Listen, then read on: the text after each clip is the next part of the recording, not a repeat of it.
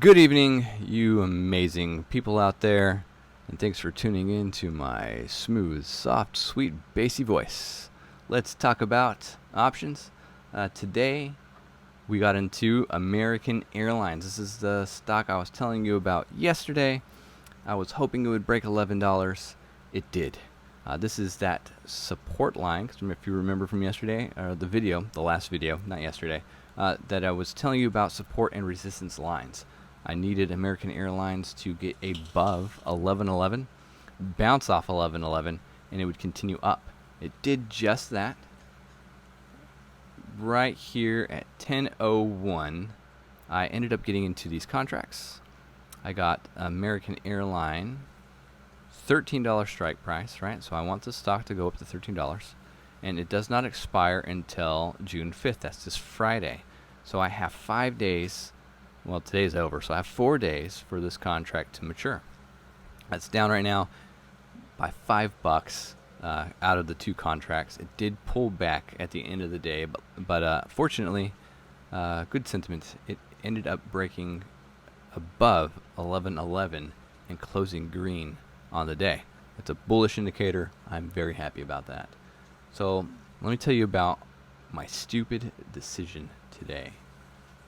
SPY, my favorite stock to try and day trade. It has the most expiring contracts per week, or has the most contracts that expire per week. Anyway, SPY has contracts that expire Monday, Wednesday, and Friday.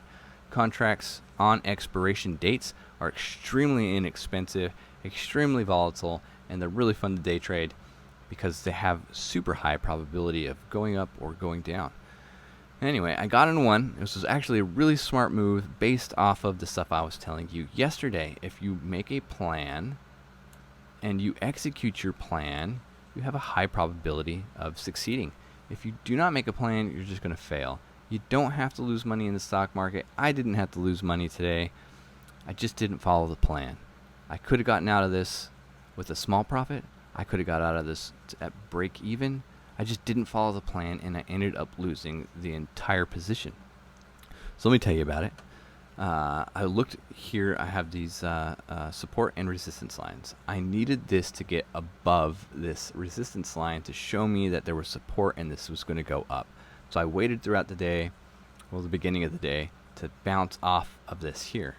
So I got the bounce.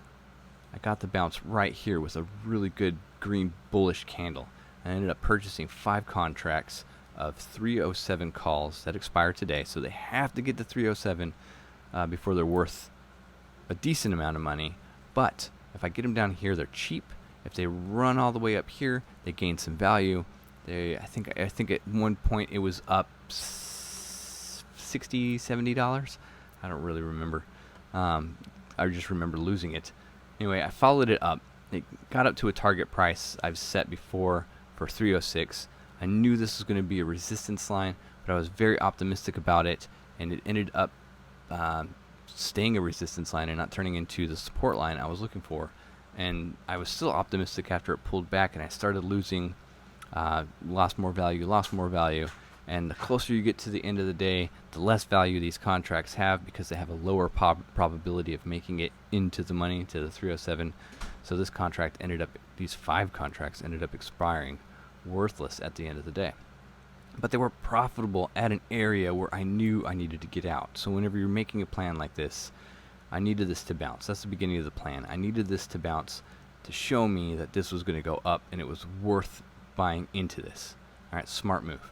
If it went up, pulled back, and then I have to have a spot where I know it's pulled back, I got to get out. I don't want to lose my entire position. If it runs up, it's not going to run up forever. Eventually, it's going to pull back, so you have to set a place mark of where you're going to take your profits. And I knew 306 was a good place mark. I wanted to take my profits there. It broke 306, ran up to 306.20, and I got super optimistic that it was going to continue to go up, and I held. And that's the problem. I got greedy, I broke my own rules, and I paid for it. So just wanted to be transparent about some of these plays. Not all of them are winners. Not all of them are losers. But some of them can be really bad if you're not following your rules. So keep that in mind. Gotta set rules. Stay strict to the rules.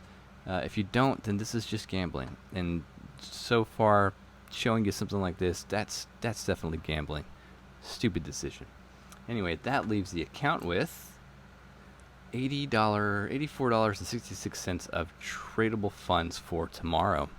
So we're going to have to be very, very strategic. I might not trade tomorrow. I may not. I'm not sure. Anyway, just wanted to recap, show you these losses, tell you to keep being amazing, and thanks for supporting me. The only thing I ask in return for all this amazing, wonderful information that I'm sharing with you is a like. If you could give me a like, a thumbs up, or share this with somebody, I would appreciate it. I would appreciate you. I mean, regardless, I appreciate you. You're amazing. Have an amazing night. Stay green, my friends.